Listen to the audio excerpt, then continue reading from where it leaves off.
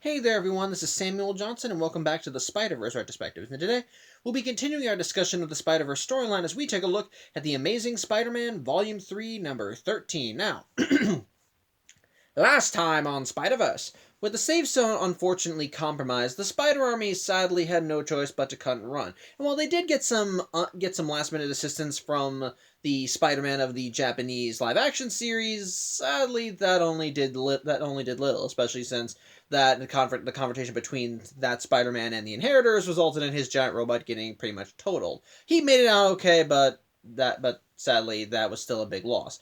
As such, the Spider Army is pretty much just lost and confused. As anywhere they could possibly go in the multiverse, the Inheritors would be able to follow them, and unfortunately they soon learn that they're also being listened in on, because their devices tap into the web of life and destiny to transport them across realities. Well, the Inheritors can also listen into their frequencies and communications, and, well, once they start sharing vital information, Genix cuts them off. However, they do end up getting a bit of aid from two places. The first is from Spider-Woman, who is currently hiding out on Loomworld and gathering intel for the Spider Army. It turns out that while she's on Loomworld, she's able to make contact with the Master Weaver, who wants to stop the Inheritors just as much as the Spider Army does, and manages to slip her two scrolls, which she's able to send to the Spider Army via her malfunctioning teleporter that she got from Cindy. As such, while the Spider Army can't read them, they know these things must be important if Jessica was willing to risk being trapped on Loomworld to get them to them. But again, there's still the matter of where can they go, which is where the second miracle comes in the form of Cindy, who reveals that there is one Earth that the Inheritors can't get to. Earth 3145, a world that has been completely irradiated from a thermonuclear war. As such, the Spider Army ends up going there, and after dealing with some slight radiation poisoning, they manage to find a bunker where they're able to hide out, where they also run into Cindy. However, Cindy reveals that the bunker is not exactly unoccupied, as once they arrive, she reveals that there was already someone living there, this world's spider totem, and the last issue ended with the army being introduced to this spider totem. This world's Ben Parker. This issue doesn't actually start from that point. Actually, it opens up on Loomworld, and put simply, it's the Inheritors pretty much begging their daddy not to hurt them. What's going on is that everything is just kind of going to hell in a handbasket. During the tie-ins, Genix's cloning facility, the thing that was keeping the Inheritors immortal, was trashed by the Scarlet Spiders, and as a result, and while Genix says he could get it back up and running, it would take months, and in that time, if any of them should happen to die, well, they're probably not going to be reviving anytime soon. On top of that, Brix and Bora are begging Solus to forgive them because they wound up losing Cindy when she managed to make it to Earth 3145, and even Verna is apologizing for letting the Spider Army get away. On the plus side, though, Deimos is back, having apparently gotten out of whatever trap Miguel put him into. Which, again, if you want to see how that happens, you gotta go read the 2099 tie-ins. But Solus pretty much just shuts them all up and tells them everything's fine. We got the Scion. And sooner rather than later, things are going to be going our way, because after all, the web of life and destiny is converging, and I got the word from Master Weaver that everything will be all right. So sooner or later, we're going to have all the pieces we need, and we're going to be able to kill all the Spideys. Which, yeah, he doesn't say it in those exact words, the way he does say it is rather creepy. He's kind of darkened. You see his eyes glowing red, and it's pretty much, he makes it clear he's not worried at all, and he thinks everything's going according to plan. But in the meantime, back with the Spider Army, Peter is still kind of dealing with the fact that he is now looking at his Uncle Ben, and he's just he's just pretty much shocked, going, "Wait, you're this world." Wait, Uncle Ben, you're alive here, and you're this world's Spider-Man. But then it's here that Cindy kind of corrects Peter. She said that he was this world's spider totem, not this world's Spider-Man. Yeah, it turns out that Ben Parker once upon a time was Spider-Man, but he gave it up, which confuses Peter something fierce. As such, he wants to get a bit of an explanation for this, and so Ben kind of reveals his backstory and basically what happened on this world. Put simply, in this reality, just like in the main universe, Peter wanted to go to that, basically a science demonstration, and like in the main universe, he was originally going to go alone since no one wanted to go with him. However, the point of divergence between this reality and the main Marvel universe is that Uncle Ben decided to actually accompany him, taking the day off of work and just and meeting with Peter there at the science at the facility. And sure enough, as a result of this, he wound up getting bitten by by the spider instead of Peter.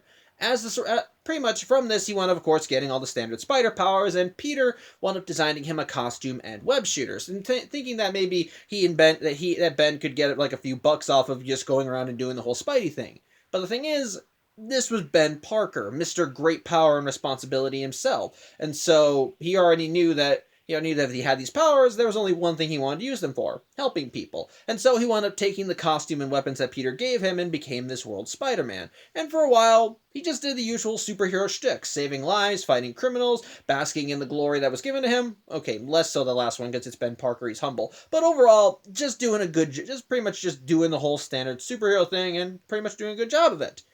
Unfortunately, when you're a hero, you still tend to make enemies, and regardless of the universe, tragedy kind of follows Spider-Man like a dark shadow.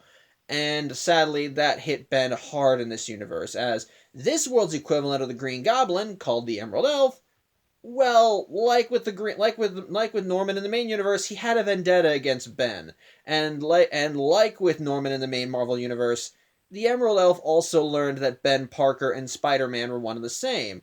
And so like with Gwen Stacy, the Emerald Elf decided to get revenge on Ben Parker through his loved ones, as he bombed his house, with his wife and nephew still inside.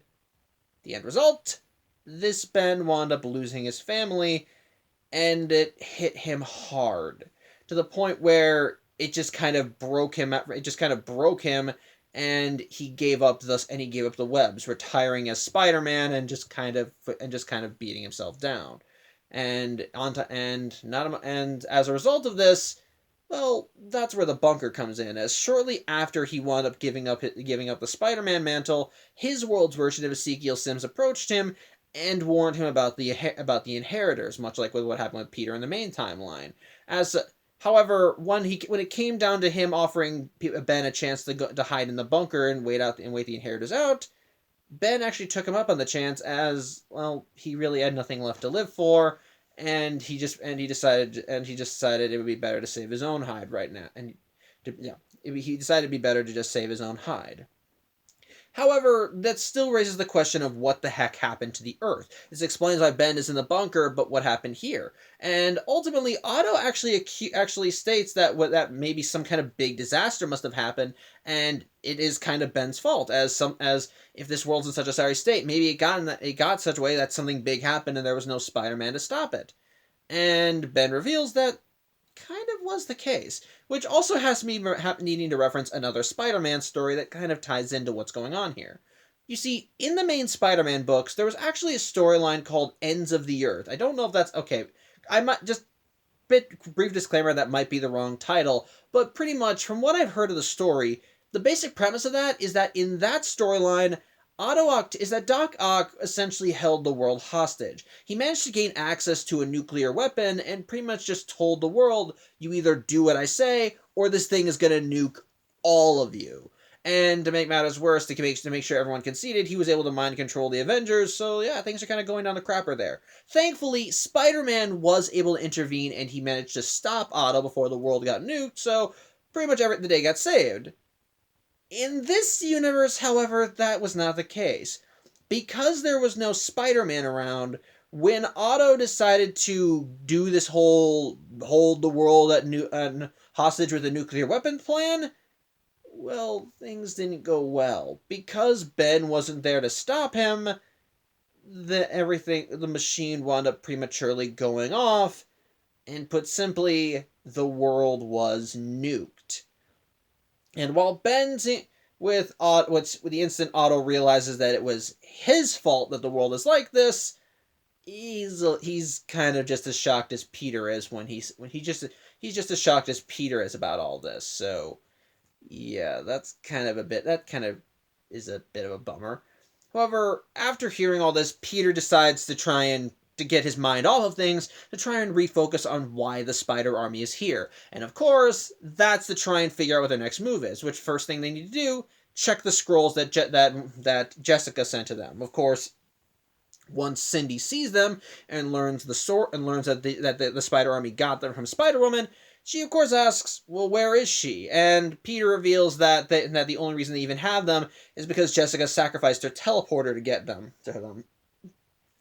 And pretty much, if they're important, then they need to figure out how to read them.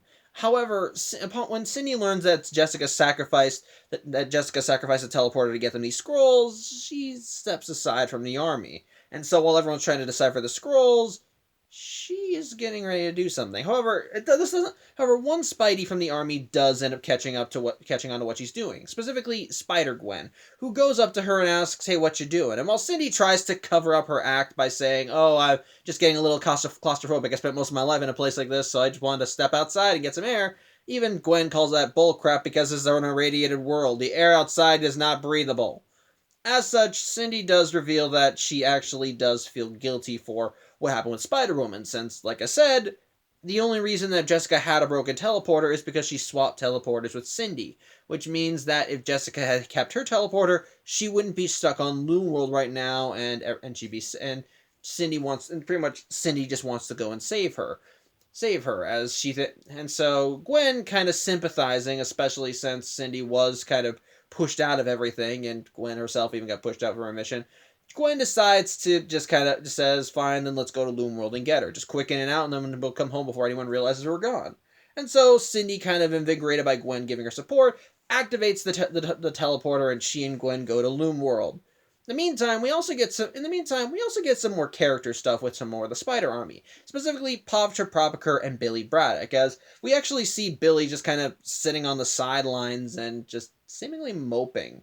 Pretty much, as such, Billy approaches him, and they just get to talking. Billy asking Pavter who he is, where he's from, and likewise Billy introducing himself and saying what his deal is. But Billy is, of course, wondering what's up with Pavter. Why does he feel so down in the dumps? Is everything getting to him? But it turns out it's not the stress of the war that's getting Pavter down. It's Peter. Because, well, he's noticing a few patterns between him and the good Mr. Parker. Namely, their lives seem very similar. Their names sound very similar. Peter had an Uncle Ben. Pavter had an Uncle Bim. He follows the Master... Pavter seems to follow the Master Weaver, so to speak. Even Pavter pretty much starts to wonder if he's essentially just a reflection of Peter. That his life is just a copy of Peter's, and that all he is really a facsimile of someone else, and as said facsimile, if he's expendable. But Billy responds that he doesn't believe that for a second, especially when he starts talking about his time in the Captain Britain Corps, that their corps is like thousands of members strong. And just to remind you, the Captain Britain Corps is a core of alternate versions of Captain Britain from across the multiverse. And he pretty much talks about how, despite the fact that they're all pretty much just alternate versions of the same guy, every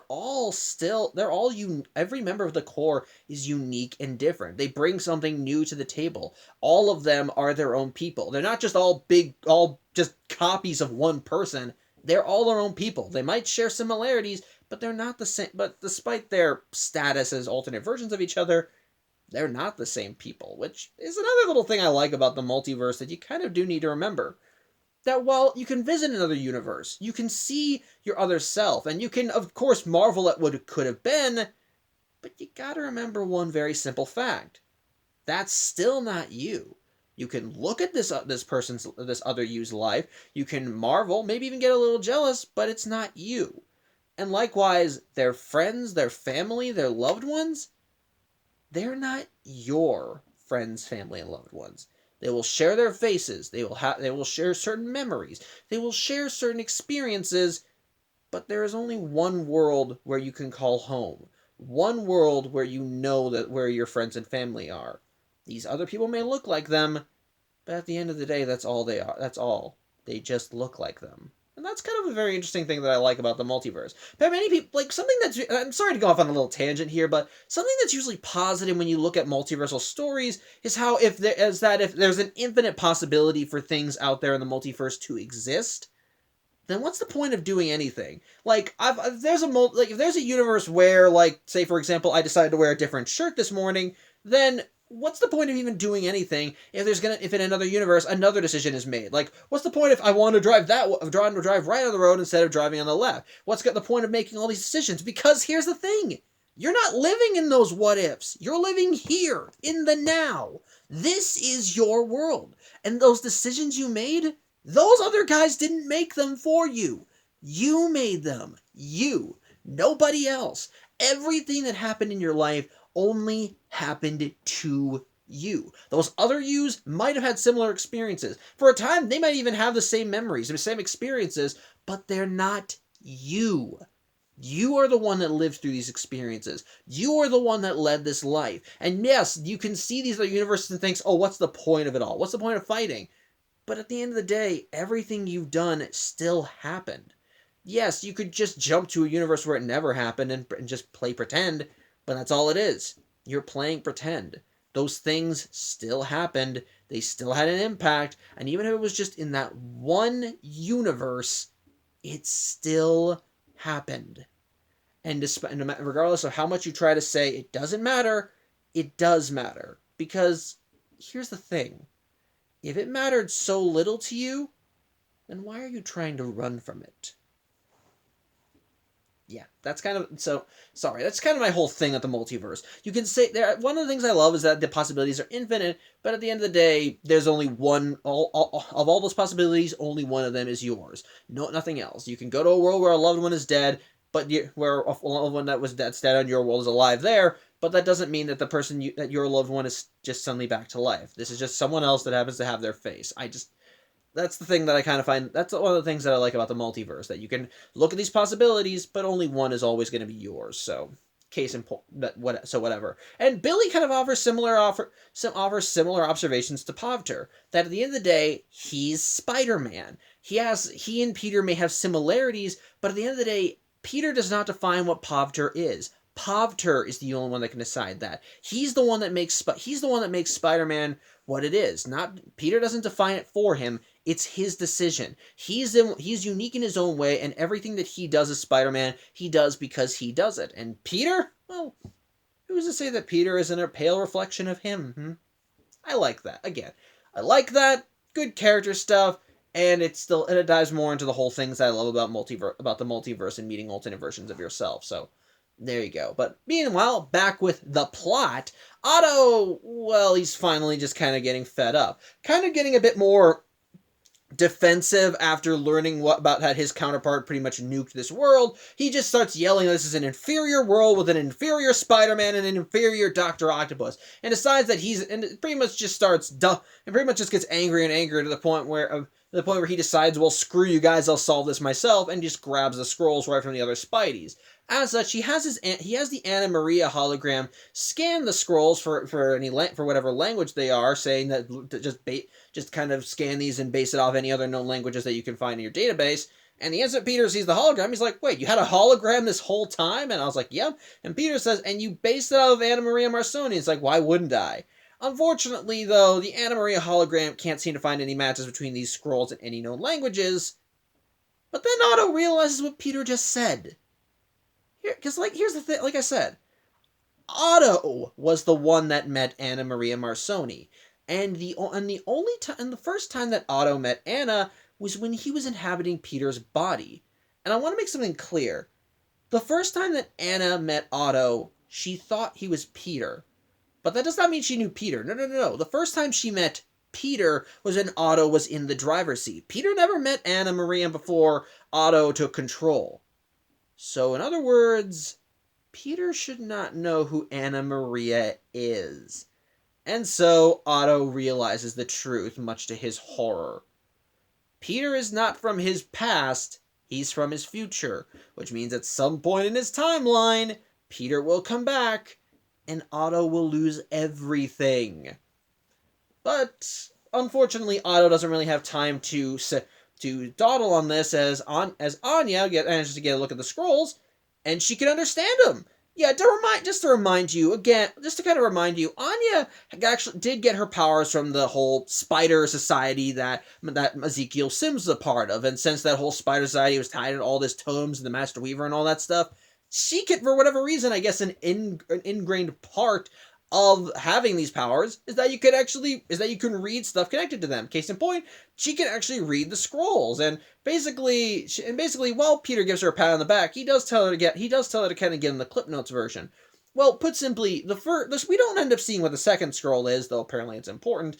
But the first scroll, it's the prophecy that the Inheritors are mentioning, and it also explains why the Inheritors have been hunting the Spider-Man, because apparently within 2,000 years or whatever, the Inheritors' reign will come to an end because of the Spideys.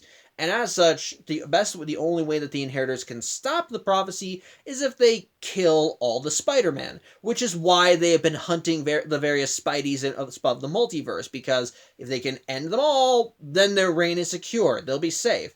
The only problem is the multiverse is infinite. No matter how many Spider-Men you kill, there's going to be even more Spideys around the corner who will come about. There's probably an infinite number of universes where it could happen. Different versions of Peter Parker, or hell, maybe someone else gets bitten by the spider. Maybe there's universes where Spidey was born in another country, or maybe someone else becomes that world's Spider person, and so on and so forth. Put simply, it doesn't matter how many Spideys you kill, there's always going to be more. Which is where the whole ritual aspect comes into play. Put simply, there is a ritual that the Inheritors can perform that, well, if done right, will stop any future spider totems from coming into existence. Which is where the Other, the Bride, and the Scion come in, because, well, the ritual requires that if you want to stop any more spider totems from being created, you have to spill their blood upon the web. Which is why the Inheritors have been looking for these 3 Spideys. Because if they can get them, then they can stop all Spideys from across... They can stop any future totems from being created. And, well, then that means you could easily say that the remaining Spideys could keep fighting. This will pretty much mean the end of them. Even if they win the war, even if they manage to stop the Inheritors at that point, they're screwed. No more Spideys will come about. Every other Spider-Man in the multiverse once gone. That's it. And if there is anything else in the multiverse that occurs that could lead to potential Spider-Man from being created, well, that's it. No more. That's it. They're done. That's it. They're done. They're just never coming around. They're just done. They're just gone. They're just gone.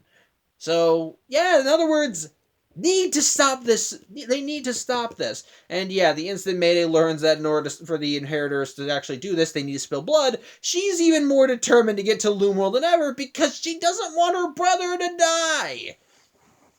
However, Peter says that they still have that they still have an ace in the hole, because again, for the ritual to work, they need all 3 of those totems. And yes, they have the Scion, but they don't have the Bride or the Other, right? Well, it's at this point that Peter starts to realize that Cindy is not there.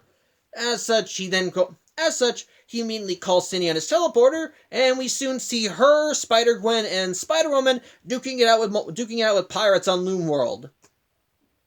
I'll let that image sink in with you and explain why that is when I get to the Spider-Woman tie-ins. But put simply, in the midst of everything, Peter does ask Cindy where she is and tells her don't be on Loomworld, but all she manages to get out is that she is on Loomworld before one of the pirates ends up smashing this transporter too. So, yeah, that's no fun. As such, Peter soon realizes, oh, this is not good. As such, hold on one second. Sorry, I had to check something. But either way, in the meantime, back with the clone crew, we see Ultimate Jessica Drew and Kane as they're standing in what's left of Janix's cloning facility, but they are down one Spidey, as apparently during the whole Scarlet Spider's tie-ins, Ben Reilly died, sacrificing himself for the group. And put simply, Kane ain't taking it well. As such, he ends up grabbing what's Ben's teleporter, and he starts letting his anger get the best of him, to the point where he's starting to let his other side come out as he starts transforming. His teeth are getting sharper. You start seeing more spines growing from his arms, and he pretty much says, "I'm done. I'm not gonna let the inheritors keep doing this. They killed Ben, so I'm gonna go kill them." And while Jess tries to stop him, Kane ends up smacking her aside and tells her, "If you know what's good, you won't try to stop. If you know what's good for you, you won't try to stop me." Before he opens a portal and heads to Loom World, leaving Jess behind. So yeah, things are kind of going to hell in a handbasket. And the instant that both Cindy and Kane end up on Loom World, the inheritors sense them right away. As such, Solus ends up handing Benji off to Gen-X, and then informs the rest of his children to pretty much just go into a frenzy and get these other Spideys because the greatest hunt of the lifetime is upon them. As such, the inheritors end up splitting up, with Verna, Brix, and Bora going after Gwen, Jessica, and Cindy, while Solus, Morlun, and Deimos go after Kane. And well, we start to see how the other powers are affecting Kane. You see, since I last talked about the other and Peter and how Peter wore it, when Peter first was bonded with the other, he did kind of mutate a little into a form that, well, let me put it this way. I can kind of see why Morlun was as traumatized as he was when he got killed the second time. But yeah, with Kane and how much his anger is boiling over, it's affecting the transformation further. As little by little we see Kane transforming until he is a giant spider monster. And while Peter does try calling Kane and say, whatever you do, don't go to Loom World, before Kane fully transforms, Kane lets him know, "I'm already there, and I'm going to end this." And sure enough, Solus and Deimos and Morlun do end up facing him. And while Morlun and Deimos try and warn their father, "Take heed, this thing is more powerful than we thought," with even Morlun going, the other was not like this when I last fought it, Solus is just taking this in stride. After all, he's Solus of the Inheritors, the elder of the family. He fought the cosmic forces and won. He slayed the holder of the Enigma Force. This is probably the greatest moment of his life. And then he gets killed. No, I'm not even kidding. Kane is able to actually get a lucky shot in, and he stabs Solus right through and kills him right there on the spot. Yeah, probably shouldn't have used up the Enigma Force on that giant robot dude. But yeah, Solus is now dead, much to the horror of Morlun and Deimos. And while Deimos is essentially frozen in shock for this, Morlun ends up taking his horror and converts it into anger as he manages to get new strength and starts fighting against Kane, just kind of knocking all of his limbs aside, ripping off and even manages to rip one of his giant sharp spider legs, and decides to go in for the kill. And while Deimos warns him, "No, we need him alive," Morlun says, "No, we just need his blood," before he stabs Kane in the back of his head. As such, meanwhile, back with the Spider Army, they start to realize they're screwed because all three of the special totems are now on Loom World, which is exactly where the Inheritors want them. So Peter realizes, we need to go right now. So as such, he ends up calling in all the away teams to try and go and help them with this, which includes Miguel and Lady Spider, who mentioned that they stopped by the safe zone to go do their own thing. And basically, Miguel tells them that they're kind of in the middle of something, but Peter tells them that they don't have enough time. Just go now. Jess lets them know that they destroyed the cloning facility and she needs a pickup, which prompts Miles to go and pick her up with his team. And meanwhile, we also see Anya as she assembles her own team of Spideys to try and act on the knowledge that they got from the secondary scroll, which we're not going to learn what happens there until a tie-in, but I will say that her team includes Spider-Man India, Spider UK, Spider-Punk, and Ashley Barton, so we'll see the fruits of their labors in the next issue. But in the meantime, with everything all said and done, Peter tells the Spider Army to get ready, we gotta go. But Ben doesn't want to. And while Mayday just tells them, "Look, just leave him. He's alive. He doesn't want to help, and my brother's in danger. If this ritual goes off without hitch, we're all screwed." Peter just tells her, "No, we all need him. I need him." Which also leads to another good character moment, as Peter does sit down and talk with Ben, and Ben tries to say, "Look, it doesn't matter. One man won't make a difference in the midst of all that." But Peter just tells Ben, in my world, Ben Parker makes a difference every day in my life. And the thing is, he was a lousy liar. At which point, Peter holds up Ben's old Spider-Man mask. Yep, while Ben was telling the truth about how he did hang up the webs, he didn't get rid of the suit. And even Peter cites that he knew that, well, at the end of the day, it's still Uncle Ben, and that even if had been broken, there was always going to be a part of him that knew that someday he may be needed, that something like this would happen, and that he would need, and that he would want to, and that he would need, and that people would need his help. And as such, Peter just tells him, because you know that with great power there must also come great responsibility. And so he tries to get Ben to, and so he tries to break Ben out of his stupor, telling him, just put it on one more time. Help us. We need you. I need you. But Ben is still not budging, as he says that, yes, I have, yeah, but men with great power are still, great men with great power are still just men, and men have feet of clay. And I can't, and they can lose, and they can stumble, they can fall, they can lose, and I can't lose again. Which prompts Otto to jump into the fray and pretty much tell Ben, tough shit. Tough shit. Fine. What, you want to wallow down here and be all alone? Fine, whatever. But the thing is, it's not the spider that makes all these people important. It's the man within. And yes, men have feet of clay. They stumble, they fall. But what makes them great is their determination to get back up. With Otto even citing how he's lost more times than he can count, but he always learns, he adapts, he grows, he gets that determination. It's that determination that makes us great, that makes us strong. And he pretty much just tells Ben, be the man that you know you were before. The man, you truly are. Rise up, and all you have to do is just win one more time. And sure enough, the combination of both of these speeches manages to get to Ben. He realizes, yeah, the man he was before he was bitten by the spider, he wouldn't just sit around and do nothing. He would stand up. He would fight.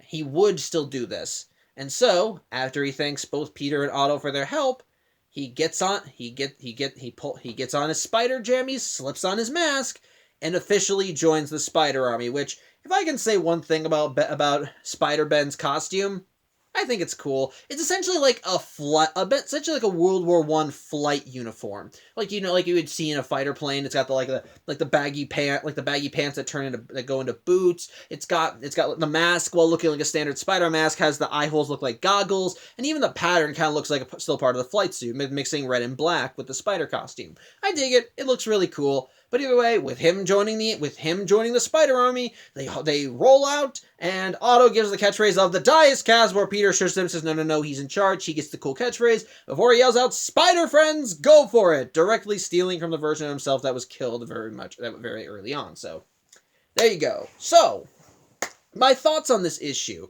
This issue is pretty much where things start coming to a head in this case. Once more, going off of what happened in the last issue, we see the Spider Army now getting into position, now essentially getting a leg up, and finally being able to, well, figure things out. They now have a new safe zone in the form of Earth 3145.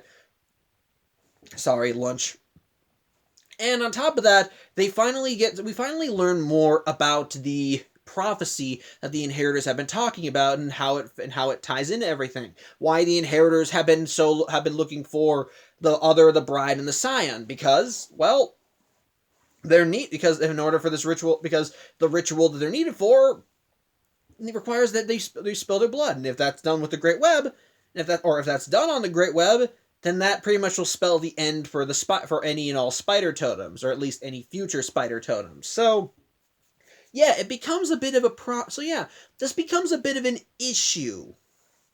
However, what makes this part of the story good is not just having things start to converge, because you can feel that we're reaching closer and closer to the finale, because things are really coming to a head. You see everyone learning about everything that's going on and figuring out how all the pieces fit together, and one by one you see that teams are starting to coalesce, with Cindy and Gwen going to Loom World, with Kane going there to end the Inheritors, with the Inheritors things are going exactly as planned, with Solus's death, but again, what makes it good is, in my opinion, the character interactions.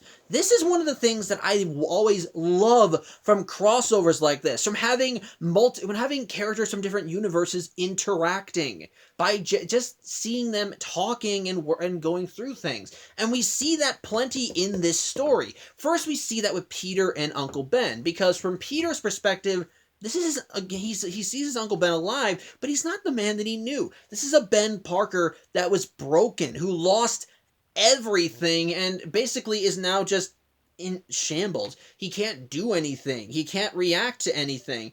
And when and ultimately, because of the death of his wife and nephew, he doesn't even he just gave up on life, to the point where when his world's Ezekiel approached him and said, "Hey, you want to hide in my bunker to get away from these interdimensional vampires?" He took it because he felt he had nothing to lose. He had nothing to live for.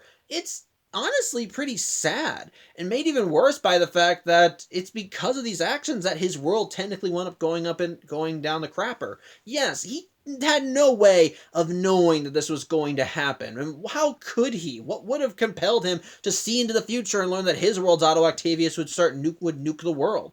But with that said, when you see how everything went down, it does give some nice little... It does showcase that, yeah, this is kind of indirectly his fault. As you know, that if Spider-Man was there, this whole tragedy could have been prevented. So it is honestly tragic seeing Ben Parker broken like this. But by that same token, when you see him, when you get to the end of the comic and the Spider Army moves out and Peter and Otto end up trying to motivate him, it is inspiring, because there's a part of Ben that you can tell wants to help Peter and co., but he can't bring himself to do it. He's too broken. He feels worthless, that at the end of the day, he won't be able to contribute anything because of how much he's lost. But both Peter and Otto pretty much give a two-pronged attack to motivate him. Peter telling him that at the end of the day, the man he was is still in there. And Ben Parker, no matter the reality, wouldn't just stand by and let this happen. He wouldn't just stand by and let all the world go down and let everything go to hell. If people need his help, he would do it. And part of the reason he knows that's true, Ben kept the suit. Despite the fact that he said he never would put it on again, he still kept it around on the off chance if one day he would need it again. And while this isn't enough to get Ben out of his stupor, as he essentially changes excuses saying, I can't stand to lose again, I don't want to lose again, Otto tells him, but that's what makes us human. Yes, we will lose, but what makes us better is that we rise up, we learn, we get better, we become better. That resolve is what gives us our strength. And ultimately, when he starts motivating Otto, when Otto starts motivating Ben, saying, "You got to do this again, you got to get back up, you just have to win one more time," it starts getting to Ben, and from both speeches, he rises up and says, "You know what? You're right. I can do this. I am a hero. I can help you guys." And so he becomes Spider-Man again. It's nice. I like that sort of thing. And in retrospect, when I think on Otto's speech, it kind of references what's going to happen later on, but I'll get to that when I get to that. But either way, that's some nice character stuff. It's good character stuff for both Peter and Ben, and to a degree, Otto. But speaking of Otto, that's another little bit of character that I really like. Otto discovering the truth. It doesn't pay off in this issue, but Otto learning that the Peter Parker he's been working with is from his future rather than his past is kind of hits him hard. While you don't end up seeing his expression when he learns the truth because he's wearing a Spider-Man mask, you can tell the instant Otto realizes that this version of Peter is not from his past, it kind of shakes him. And it's all in how it's written, because the instant he realizes it, we start seeing his inner monologue, and he starts realizing, and the instant he realizes that and basically when he discovers that when he learns the truth, he was looking through the scrolls, and while at first he's just kind of looking at the scrolls and going, "Oh, damn it, how can I decipher these?" Suddenly he's like, "Wait," and then he looks back, and that's when and you can hear his monologue going, "If that's Peter from my past, he should not know who Anna Maria is. How did he..." And then it zooms in on his face, and you can and from the text you can just hear the horror in his voice, knowing that this is Peter from his future, and that if this is that's what waits him, then he'll lose everything. It's just kind of sad in a way. It feels tragic. That's, again, he has it coming. He hijacked a man's body. That's still, despite how much Otto is trying to change for the better, can't really make that. There's no way. There's no good way you can spin that. He stole Peter Parker's body and now is claiming that he's the superior Spider-Man. Now, regardless of intentions, that's still a very shitty move, Octavius. But what makes it, but again, that's something that pays off and helps showcase more of what's going on with Otto. We also get, of course, the character stuff with Cindy and how she feels guilty for what happened with Jess to the point where she's willing to go to Loom World, which, yeah, also kind of plays right into the Inheritors' hands because they kind of need her for the ritual. But it also has some nice stuff, especially with her and Gwen, when they relate to how they are both essentially pushed aside, but both want to step up and want to do something. So I like that, and I think I like that. I like that, pretty nice, and I like that. It's pretty nice. And again, I think my favorite scene in the comic is the moment between Billy and Pavter, having these two different Spideys from two separate circumstances just talking, comparing notes, and seeing Pavter essentially kind of dealing with the idea that he might just be expendable, that he's just a facsimile of another person, and that at the end of the day, he really doesn't matter. With Billy ultimately, but at the end of the day, Billy just tells him, no, you do matter. What you do does have meaning, and at the end, no matter what you, and ultimately, despite the fact, and yes, you may be your world Spider-Man, but that's still you. That Peter doesn't define you. You define you. It's nice.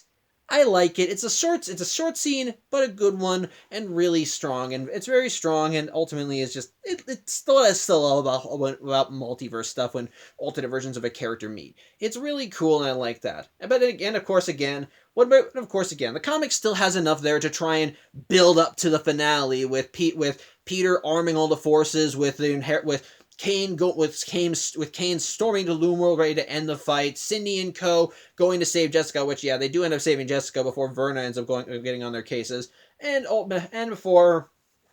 ultimately kind of bringing things to a head when the Spider Army realizes they need to get there ASAP, and all remaining Spider Armies have to converge on Loom World to pretty much just end the war and stop the Inheritors. So that's nice. We also get another little hint towards what's going on in tie-in country with not only the stuff with Anya, which, yeah, does lead into another tie-in, but also stuff with Miguel, because what he and Lady Spider are working on is a bit important. You'll see what I mean next issue. But overall, I do think this is actually a really damn good part. It's chock full of great character moments. It definitely has a feeling of things are coming together It's got some great dialogue, some nice revelations that advance the plot. Again, like I said, a lot of awesome character interactions with some good pathos and so forth. Overall, just a damn good issue that I think does well in continuing to build up the hype for the finale. So, yeah, that's pretty much all I have to say. Thank you for watching. I'm Samuel Johnson, and tune in on Thursday when we see the finale to the Spider-Verse storyline. Though there's also an epilogue, so look forward to that on Saturday. But till then, hope you have a good night. Once again, Samuel Johnson, and I'll see you on Thursday. Take care.